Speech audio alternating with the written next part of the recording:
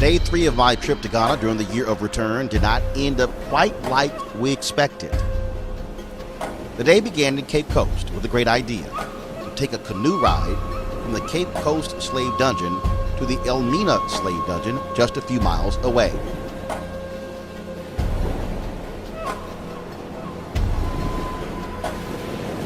It was a gorgeous day. The sun was blazing. The breeze was nice and easy. We were excited. And our host, the God Box Foundation, spent a lot of time working with the Cape Coast fishermen to get us in a canoe and get us there safely. Now, the first group got into the canoe with no issues. They were a bit of a distance away from us, and they were able to begin their journey with no problem. We were not quite so lucky. The waters were choppy, and the fishermen were having a difficult time trying to steady the canoe and push us off. The fact of the matter is, it was really too small for our crew. Okay, so what they're discussing now is that this canoe might not be big enough for us. It might not, It might not be big enough. We thought for a moment that all was well, then this happened. Don't say. Let's go ahead. Let's go ahead. I can't. No, we gotta go. No, I'm not doing this. I'm not doing this. I got him. We gotta go back. We got to go back. No, we're good. Holy God, holy God, holy God, holy God, holy God, holy God. Okay, let's go back. Let's go back.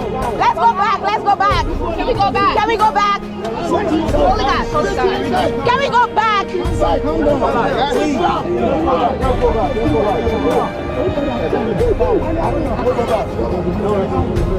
Go back. Go back, sir. A couple of our female crew members were not trying to chance this canoe ride, so they abandoned ship. Hello, ancestors. Thank you. I love y'all. I honor y'all. I respect y'all. Y'all are strong. I can't do it. I can't. What happened? They're getting on the next boat. See, Roland has gone to sit down. Yet I was insistent that although the canoe tipped over and tossed me into the ocean, destroying the 4K camera I was holding, as well as our drone and 2 iPhones, we would continue. So we had a earlier boat, and let's just say that boat was not big enough for our crew, and that bad boy almost capsized. I went over, so let's see, lost an iPhone. We also, hopefully our drone remote control still works, but luckily I got a lot of change of clothes. So we'll handle that when we go back. Now, why I and the others didn't insist on wearing a life jacket is beyond me. I'm certainly not a good swimmer, but I did trust the expert fishermen. It is a well-known fishing town, and they were all experts in the water. I must say, it was quite emotional and spiritual being in that canoe, on the water. As I looked out across the South Atlantic Ocean, I felt a real kinship with the brothers and sisters who were stolen from the shores of Ghana and taken to a world they had no idea existed.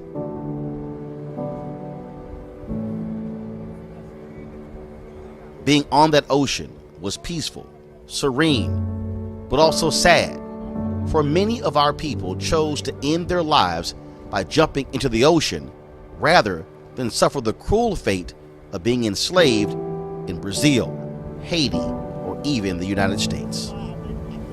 I have a piece at my house by a black artist. It's 2 pieces. And what it is it's a photo of a young woman, and in her eyes is a slave ship, in essence, as it's leaving Africa for the transatlantic slave trade. And so in essence, that's what this looks like. So just imagine enslaved Africans in chains, leaving this land, being out in this water here, never to return home. That right there speaks to somewhat what this experience is like. I mean, we know we're going to return home, but the reality is to leave these shores and to be in a hull of a ship, stacked, like sardines, if you will.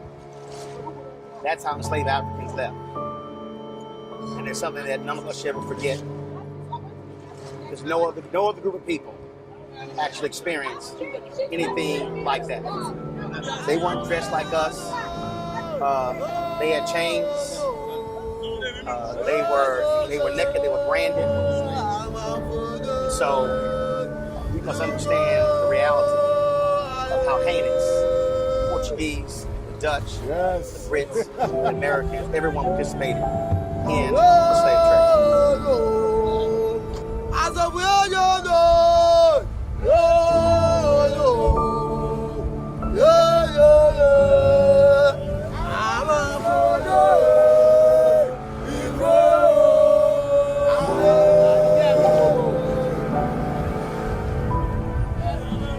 Switch.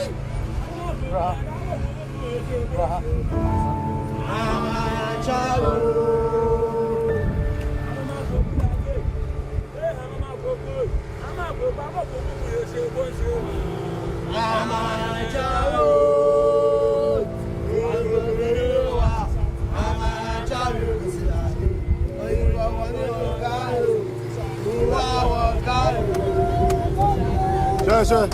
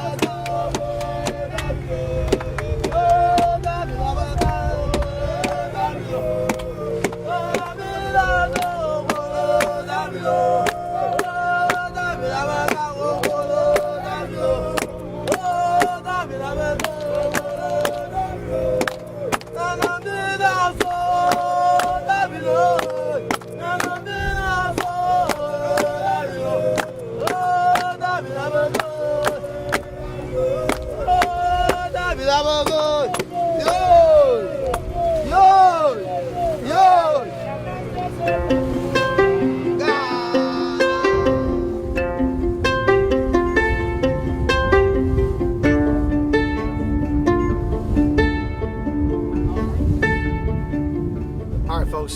So we have made it to El Mina, slave dungeon. It was 30 plus minute more a canoe ride over, and so of course we toured it. Just gave you a perspective again what it was like going from one slave dungeon to the other, and it was certainly a surreal journey. Again, if you think about a number of our ancestors who literally chose these waters to actually die instead of staying on a ship in the unknown of where they were headed. So, yeah. After completing our adventurous journey, I went back to our hotel to shower and change clothes. I was drenched, so we could make our way to Pt.3. I had never heard of Renee Neblett and the Pt.3 Institute, but my Ghanaian producer, Michelle McKinney-Hammond, told me that it would be a fascinating place to visit and profile, and oh, was she right. Renee, Hey. how's it going? Good, welcome. Nice to see you. Likewise. Good. So, all right, let's talk about this arts education village thing. Okay. Here you are actually at Pt.3 Institute's Design Center. And here our focus is in education, traditional culture, sustainability, resourceful design, and their role in economic development. First time you came to Ghana, when'd you move here? I came to Ghana very early, but the second time relating to Pt.3, I came in 1989. So the first time you came though? Yeah, I came to Ghana in 1973. Okay, and then 16 years later you decided to move here. Yeah. That had to be a different decision. Yeah, it was interesting. I actually had been living in Europe. I studied in Germany for years, and I was fortunate to get a fellowship to Harvard and go back to the States, and ended up artist in residence at a kind of fancy New England prep school. And it was actually from there that I made the move. Okay. I kind of jokingly tell people I left during Black Power and went back to minority recruiting. and somehow that sounded like the Office of Bantu Affairs to me. So when you came here, So you started just what? Now we see all kinds of stuff in here, but you started what? Just bags? In the design center, about 10 years ago, I decided that just watching what development was doing in Ghana, that I wanted to do some training with local youth. And I thought, okay, what do you want to do? I want to make a product. I want to make something. So what was that something? It turned out to be a school bag because it resonated with education. And I wanted to make something make a statement about trash and all the rubbish that was around. So I actually started making a bag out of the advertising banners. And actually, I'd been in Switzerland and saw that Freitag bag that they were making out of the material from the big trucks. And we didn't have that here, but we had the advertising banners, so I made a school bag out of advertising banners. And that's what started That's what started all of this. It's a very crazy story because I made about 50 bags, put up an exhibition in Accra. Literally 2 weeks after I put up the exhibition, somebody came to me and said, can you make 25,000 school bags? Whoa. And in those days, I had like 3 sewing machines, no building and nothing. And so instinctively, I said, yes. Yeah, I'm not good at math, but I knew 25,000 Yes, times precisely. anything was something. Precisely. So we were walking out of my work and turned to me and said, Auntie, can we make 25,000 bags? I said, I don't know, but somebody can. Let's just get the money. So that's actually how it started. So now you're going way beyond school bags. So we got jeans and so explain all this stuff. Okay. Like, what are you doing with the jeans? Okay, let me say something. What's very interesting, what most people don't know, is that textiles, second only to oil, is the world's greatest polluter. And what kind of masquerades as philanthropy, all these used clothing coming to the developed world, really is a burden. Over 1 million pieces of used clothes go into landfill every week in Accra alone. In and A around. million? Pieces a week. Wow. Okay? So I decided, what kind of impact could we have? So I decided that I want to make a product. What kind of material could I use? I said jeans is durable. There's plenty of them all on the ground at the Bruniweru market. So I decided I was going to make a product out of jeans. And then I thought, okay, I'm also going to use old cotton. Because people don't get rid of clothes because they're no good. They get rid of them because they're out of style. So I decided to use sheets, pillowcase, table napkins, tablecloths, and denim. Okay. Did you always do arts, this sort of stuff, or did you learn it? Actually, I always wanted to be an artist. I did my first degree in English, and I come from Boston, a small African-American community. In those days, we were taught that education transforms society. So even though I wanted to be an artist, I put that aside and I did education. And it's not until after really the civil rights movement that I moved to Germany and went to the Kunstakademie in Dusseldorf and did my bachelor's and master's of fine arts. And so kind of what's been my journey is having my love for art, my passion for education, kind of find a parallel track. So you're at a point now where you see anything and say, oh, I can do something with that. Pretty much. I can do something with that. Pretty much. Pretty much. You realize, I'll tell you what I just gave a little talk and I was saying, while we're working to get rid of plastics and all the waste, the fact is they are a part of our landscape and we should look at them the same way we look at rocks and trees and branches and see how we can use them. And you started with 3 sewing machines. How many do you have in here now? Well, we've got about 40 machines in total. Wow. And so the workers, are they folks from the village? Absolutely. Who you trained? They've been trained by us here. And my chief trainer, Jamil. And let's talk about that, because when you talk about training, this is not a skill set that's actually in this area. No. And so you've actually brought that in your teach. First of all, you're still teaching. Absolutely. You're still teaching, and it's providing a skill set. You said something earlier about how we have to change our view of literacy. Yeah, I think, and also tradition. As I said, when I came to Ghana in 1989, Pt.3 was a paradise. Accra was just a big village. There was no plastics. It was an amazing place. And when I came to this village in 1989, we didn't get electricity till 1997. Okay, it was pitch black. There was nothing. You could have made a 360-degree turn where you turned off that main road and you would not have seen one single structure. For the first time in my life, I understood what it meant by the light of the moon. Because when there was a full moon, this place was lit up and life was abundant and people were sitting around telling stories. And And so just watching that change, watching, the whole landscape change, watching how the young people don't aspire to the occupations of their parents, but they don't have the skills to access this kind of new landscape of the world of the market economy, made me think, you know what? Something needs to be done. Now, I was inspired by what was here because you have to remember, less than a generation ago, all these kids, the people in this village, knew everything about their environment. They knew what every tree was. They knew what every plant was. They knew what the leaf could do, what the root could do, what the bark could do. People had a literacy that blew me away. Okay? They knew what nature gave and what they had to give in return. And that was sad to see that going. So when I said education, traditional culture, sustainability, part of my sensibility was informed by being here. And in fact, people use their hands.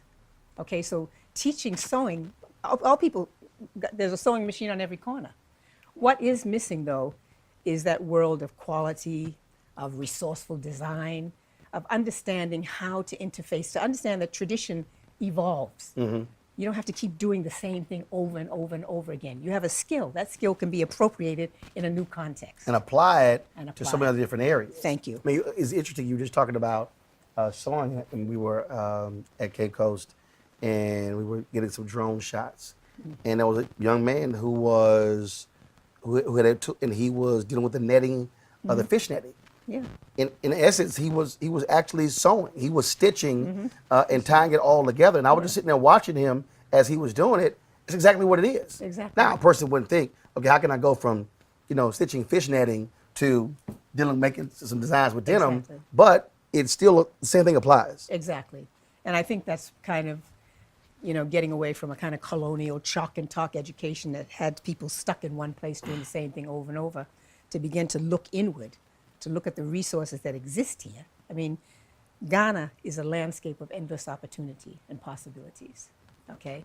And because we don't look critically at ourselves, there's not that kind of critical self-awareness as Africans, what we have and what our resources are. And to know that the whole world of so-called art and modern art is based on this reality. Okay, and it wasn't just enough to teach kids a vocational skill. We decided there should be some essential skills that they needed to kind of access this world of the emerging market economy. The ability to communicate well, the ability to work in teams, to prioritize, to estimate, to make decisions, to understand quality. So that it's a kind of active discourse and interface with what we're doing, with the goal that this is going somewhere. So the products, when you go across and see our little boutique, our sewing is first class. Let's go across. Let's do it. Like, what's this? Oh, this is fun. This is a new little piece. It's a raincoat? It's a raincoat made out of the plastics that they wrap meat in and the water sachets. Wow. And it's a really cool thing. It has a little hoodie inside that attaches to the back, and you can just throw it in the back of your car, and there's your raincoat. Wow. Completely recycled material, and cool because there's a little fishing net, so you got a little air vent. Okay. So it's well designed. All right. So this is where your sewing Production machines unit, are? yeah. Production, okay. So what we got over here? Over here is another kind of workspace where we work with plastics, and then we have a retail space to the right. And so this is, as I said, a workspace where we deal with plastics and storage. Okay, so you're taking these plastics in, saying we're gonna make stuff. Yeah. And so you're going, look, you got the tops, you got everything. Yeah, this is small cool. bottles. Let me show you what this is. This is a chandelier I'm working on. We're making a large chandelier. A chandelier. Out of plastics. That's going to look like an amazing big flower in this new shop. Okay. So you just have to imagine all of these pieces kind of on top of Oh, there's each going to be other. one large chandelier. Yeah, oh, it's Whoa. huge. Oh, no, yeah, this is components. It's going to be about 15 pieces coming down with Wow. copper pipes and small candle lighting fixtures. Wow. So, and here's something else that's pretty cool, actually. We take the wire. And that's computer wire. Computer wire, just trash, complete trash. Stuff folks throw away. Things that people throw away, and sometimes we take cow horn and polish it and make the edge of it so that you get belt handles, and they become belts. Okay, here's one that's kind of finished, actually. There you can see this here with a glass bead at the end of it. So now it's a belt. It's a cool belt. I'm going to need a bigger belt. You're gonna get one. I'm gonna need a bigger one. That one won't fit me. And then inside here- I want to see your Basquiat doors. Cool. And so here's some cut glass, and these are just bottles. Okay, this is just a wine bottle that I cut the top off and polish and make a carafe. Okay, this is the same wine bottle that I cut differently, and I can make a light fixture. Okay, this is the same bottle that we cut differently and frost the edge, and then put it inside another glass, and you can have candle holders that can light your way going up. And again, it's all about resourceful design, thinking about what you have.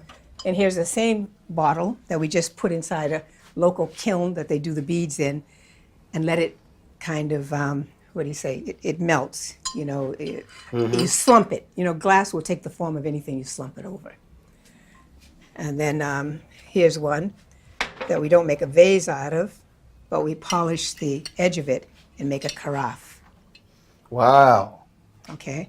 Here's a whole box of Heineken bottles that we cut and polish so that we make sets of glasses that you can give as gifts. This is just a Heineken bottle that's been cut and polished. Everything in here, even my mannequins that are holding the clothing, it's just a bicycle handlebar, a brake router, and a pipe. This, the water bottle again, that I make purses out of. Okay. A water bottle purse. Yep, water bottle purse. This is designer stuff, sorry to say. This is Vogue, classy Vogue stuff with little bits of copper, okay? Here's our clutch bag made out of, we call this the shell clutch, made out of, again, water bottles Water bottle and denim. and denim, recycled denim. Here's again our old denim, and this, I'm very proud of these. This is just old denim again, and we make a very In pockets. funky cloth. That's neck cool. scarf. Just very simple neck You can scarf. hold stuff in here. Exactly. All right. Just laid back and easy. See, this is something that, again, as I'm sitting here thinking about Sure. it, it's not just what you're doing here. I mean, you could literally transfer this to communities in the States. Well, that's our goal. Let me wait a second. Let me just show communities you. where, it's the same thing. Can I show you something? This is all old denim. Okay, this is a well-designed, and this is one of our coats. Wow. This is New York. This is Berlin. All day. This is Santa Fe. They are paying, they were $3,000-$4,000. Okay, and what's beautiful about this is it's all repurposed fabric. Wow. What distinguishes it is our quality control, our stitching, and our design. And this is a classic trench. Okay, Renee's going to make me one of those for my size. I already have my No, measurements. okay, you get your measurements. I got my measurements. Oh, I got them with me. You know, so let me show you the bleach Where denim. someone else has decided what's fashionable. Okay, here's the bleach denim. Okay, where we take the color out of the denim. And this is the bleach denim trench. A denim trench coat. Okay? Talk to me. Now she flexing. Now she like, talk to me. But I think what we've done is we've created, our goal was to create a world-class product, fashion product, sustainable fashion coming straight from Ghana, from our craft. Okay, that's world-class. And we have done pop-ups in Berlin, we've done pop-ups in Santa Fe, we've done pop-ups in New York, and our things have been really marvelously received.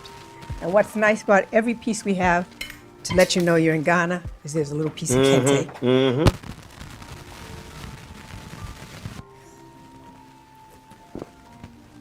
Thanks.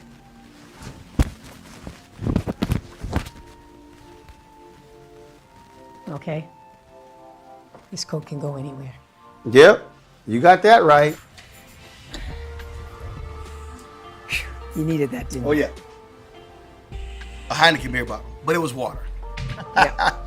That's cool. But see, I think what to me, the same thing you're talking about here, taking denim and cable wires and plastic, you could literally go into black communities.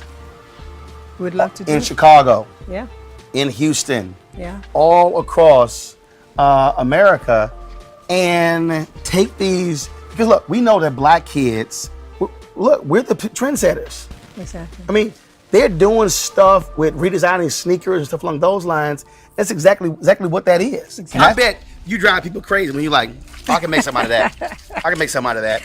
They look at you like, oh, she thinks she bad. You're like, no, I can make something out of that. But it literally is. It's just having the ingenuity to look at something differently than what it was originally designed for. Exactly.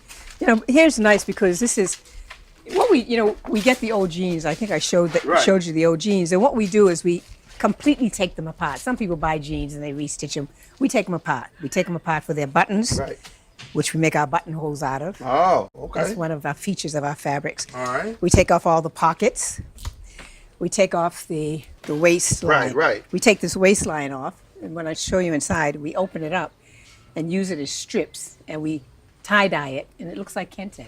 So basically, all the stuff black people in the South used to do with a pig. We do it with That's what you do with jeans. You use every part of the jeans. We do. Every single part of it.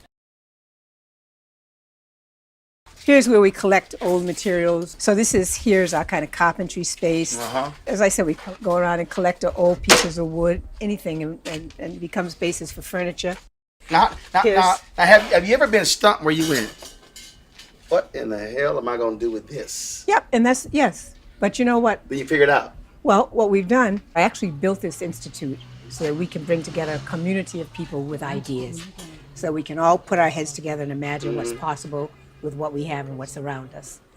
And so sometimes we have really design workshops. Like these are from the automobile. But I use them, I put them on a pipe, and I use them to hold jewelry. You saw that in the other room.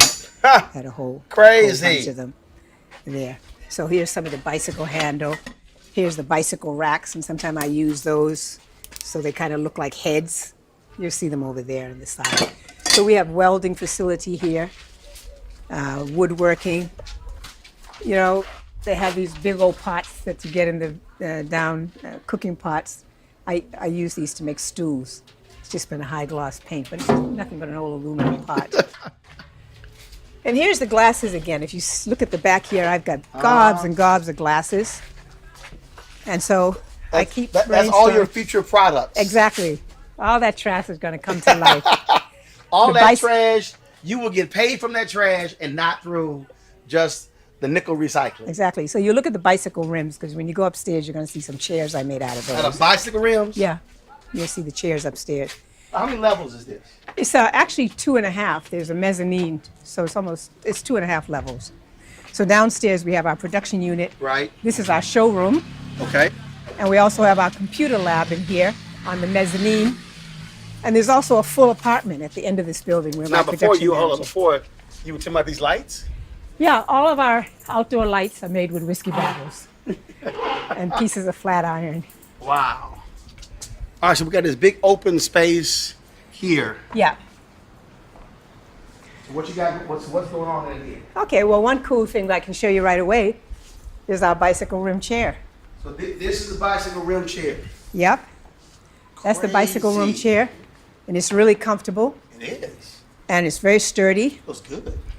And it's made again of the used jeans, some kente, and then some bleached denim. And this was done with I told you what we try to do is bring a consortium of young artists. Elise McMahon came down to work with us from Like-Minded Objects and ran some workshops for young people. And that's what we want to continue doing. I want to train young people to understand production. Okay, we can be in the game. Yep.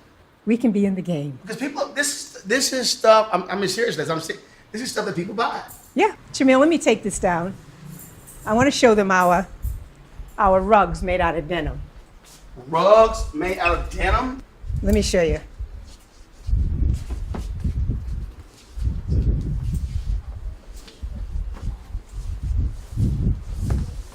This is a denim rug. Okay, you can look at the back. Let me show you the back of it. You can see it's all denim. Okay? And you turn it over.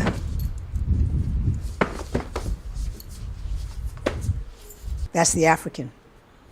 Oh, that's a sister. That's right. I can tell. That's right. And the light fixture here is made out of an old colander. That's a colander? Uh-huh. And a flat iron. This is a colander and wine bottles. Yep.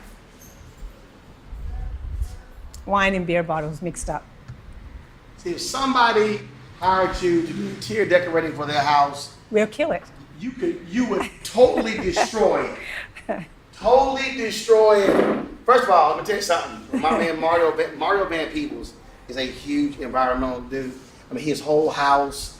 Trust me, when Mario sees this video, he's gonna come running to holler at you. That is a huge rug. All made out This of is denim. all denim. Yes. Trust me, I know people who would love this is. And look at, you can see this, Roland. Look at this, you'll see. All denim.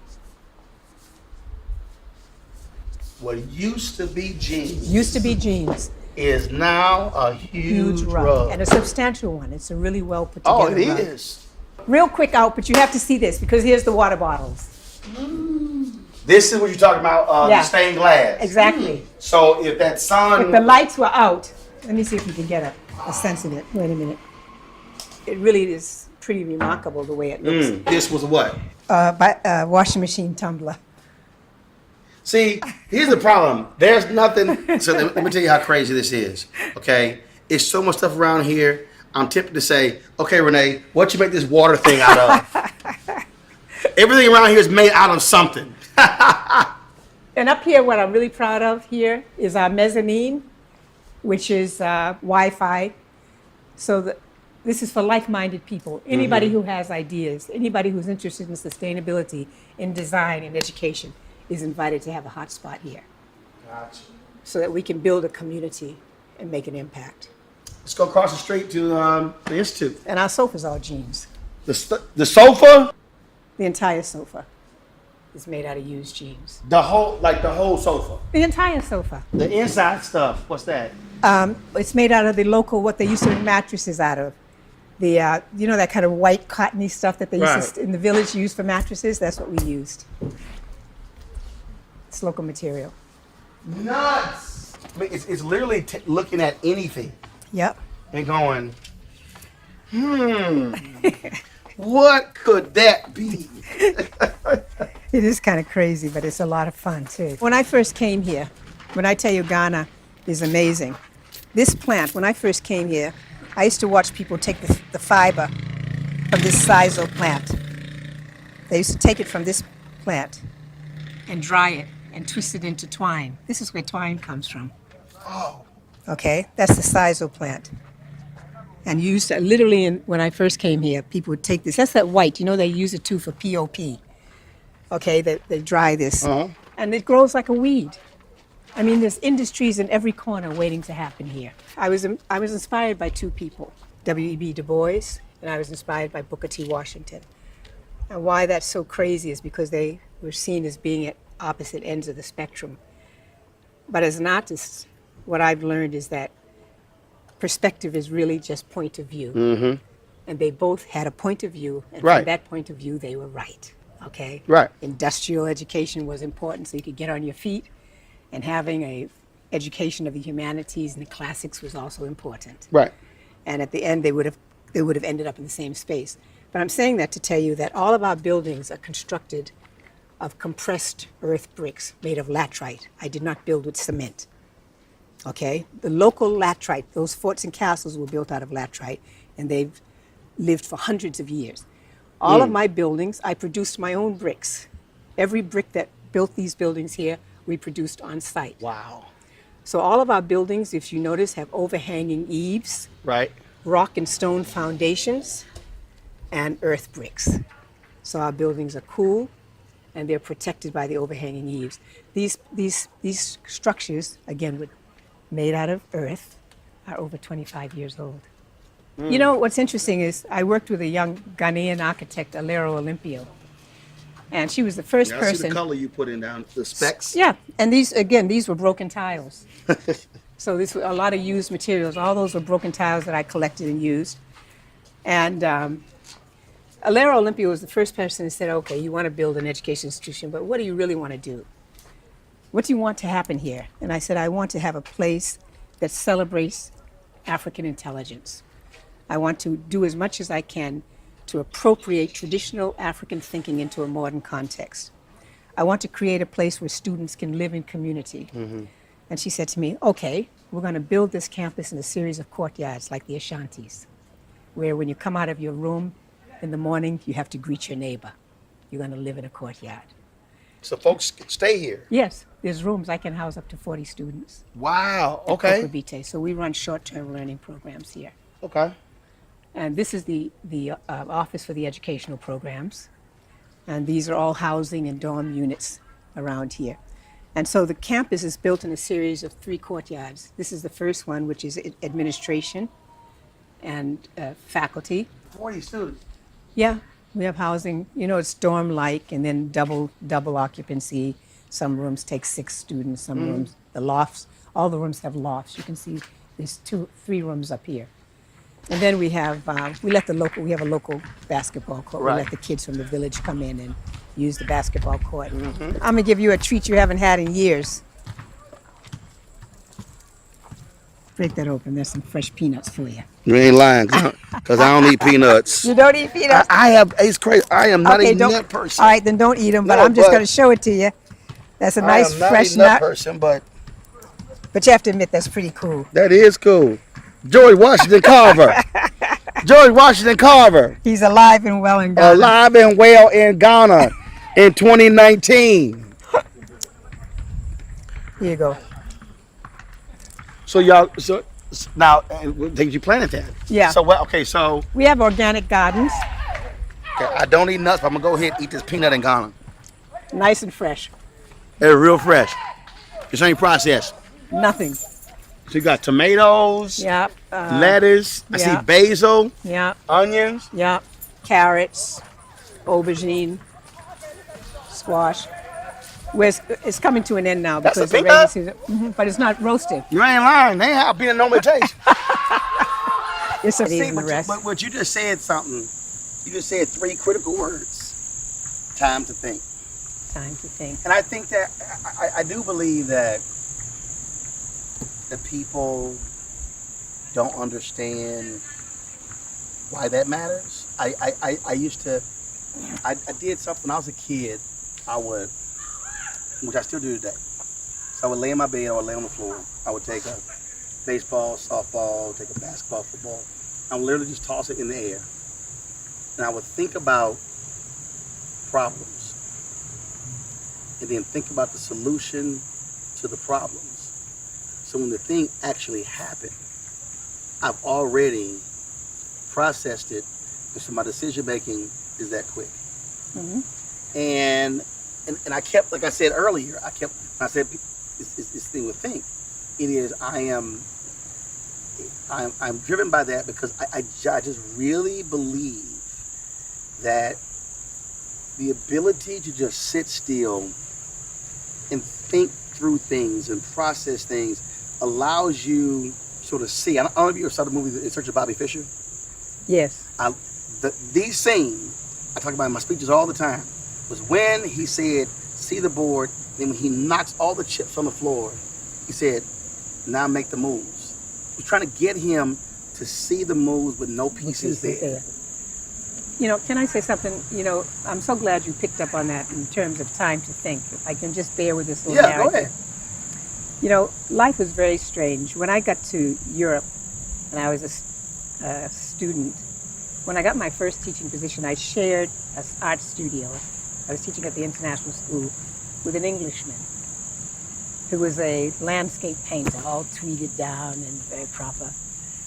And, you know, I'm coming out of America, and I'm coming out, at those days now, it's South Africa and everything. I'm like, tear for Biko, soon the bush will rumble. Everything I was doing was black and white and strong and boom. And every now and then I'd be in the studio, and I'd be banging away with my rage, and I'd look over at this English guy, and he's doing a study of a rock, or sitting in the garden looking at a tree or a flower. And he used to make me angry. I was like, doesn't he have anything to think about? You know, what's wrong with him? Until one day I realized that my life was the aberration, that you deserve to look at a rock. It's our human right to look at a tree, to to be able to marvel at nature, to be engaged.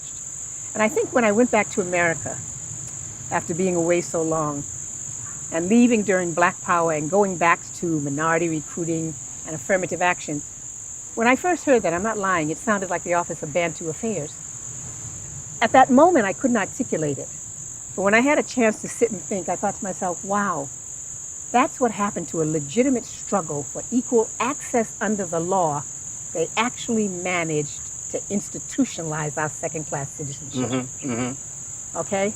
Which is why what Ellis Cole talks about in his book, The Rage of a Privileged Class, that group who were vice presidents of corporate affairs, of community affairs. Exactly. Individuals who had no budget, no staff, but had a VP title. Exactly. But didn't have the ability to transform an institution because they weren't in the power position. Exactly.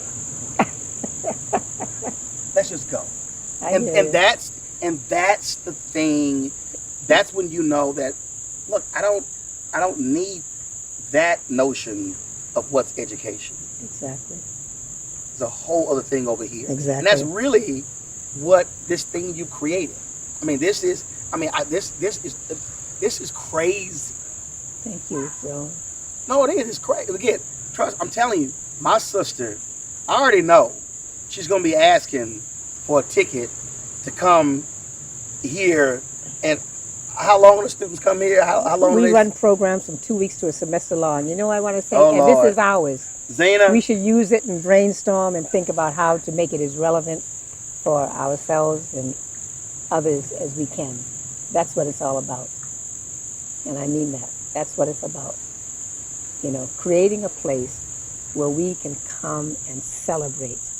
And I keep telling people, you know, once you get rid, and trust me, if I talk about Africa and African Americans more, it's only because we've been talked about less. Yep. And we have a right to be and to have our story told. Which is why my show, I talk about, it's a show for black people, Yeah. by black people. Because Exactly. guess what?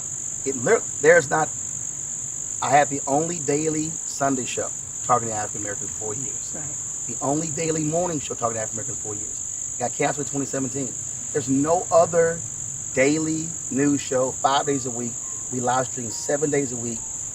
Nobody else. Right. Yeah, people are hopping on a couple times a week, just talking to the camera, but not literally producing a news show. Exactly. Yes, we don't have enough of it. Damn it, we're going to create it, Exactly. and we're going to do it. Exactly. Renee doesn't watch TV. She's barely on the internet. But after this airs, she's going to be like, oh my God. What time is the show on? All That's what these I wanna people, know. 6 p.m. Eastern. But the beauty of it, we restream it so you can watch it whenever you want to watch it. Cool. I mean, Trust me, you're gonna start getting emails. You're gonna be like, what in the world happened? Well, I guarantee you're gonna get that response. Because folks, we didn't show you. We had the drone shot, but y'all hear the ocean. We out here, the landscaping, the garden. So this is where y'all have your group dinner. Yeah, this is our dining pavilion where we eat in the evening, where students eat. You know, when we learn, we live and learn in community. Yep. Okay? You learn from one another. Exactly. And education is a process. And we're working with our hands and working with our minds. And we're working individually and collectively. That's We gonna end it right there. Renee, I appreciate it. Thank you. Thanks so much. appreciate it.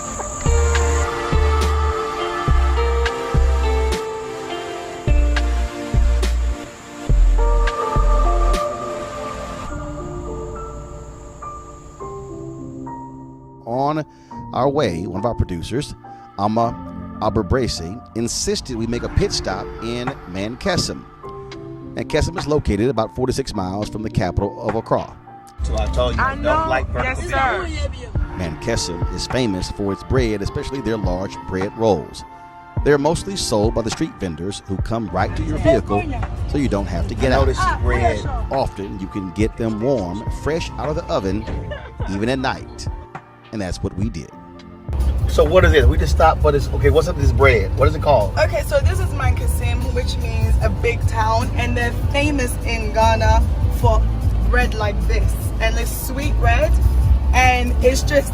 But all the black people who are watching, who love Hawaiian rolls, Yes. this is essentially Hawaiian rolls. But it is Mankesim bread. Magasin Brodo.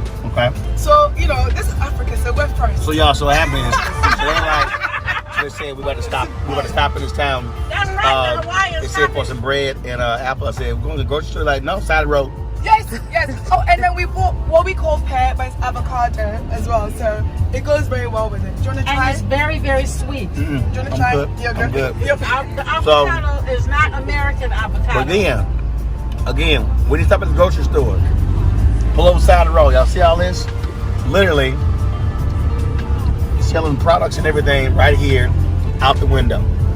Yeah. Hey, do what you got to do. Yeah. But I haven't eaten since breakfast, but the bread is extremely good.